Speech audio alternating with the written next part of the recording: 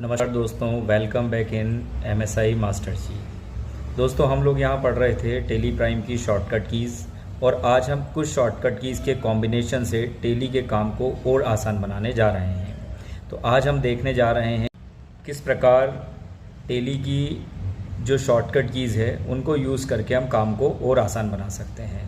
तो देखिए, यहाँ पर हमने पहले से कुछ एंट्रीज़ की हुई है।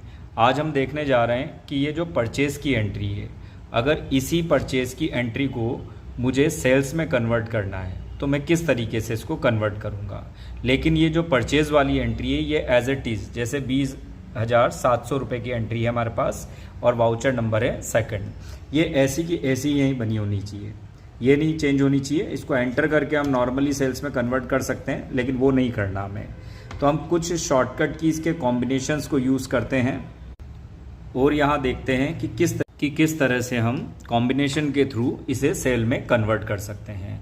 तो सबसे पहली शॉर्टकट की है, सबसे पहले तो आप डे बुक में आ जाएं, जैसा कि यहाँ देख रहे हैं आप। यहाँ पर हम एंट्री पे आ जाएंगे और यहीं से हम इसको पहले डुप्लीकेट बनाएंगे। आप सभी को पता है डुप्लीकेट की शॉर्टकट की है ऑल्ट के साथ 2, F2 नहीं, ओनली 2।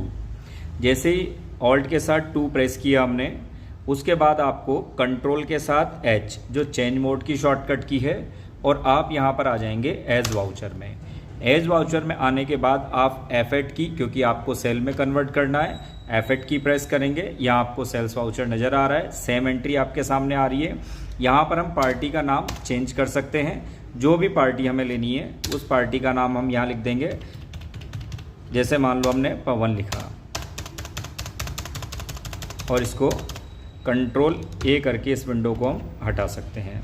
यहाँ पर हमने सेल लिया, कंप्लीट एंट्री हमारी इसी तरीके से है। इसमें से अगर कोई भी वाउचर, कोई भी स्टॉक आइटम हमें डिलीट करना है तो अभी हमने पढ़ा कंट्रोल के साथ D प्रेस करके हम इसको हटा सकते हैं।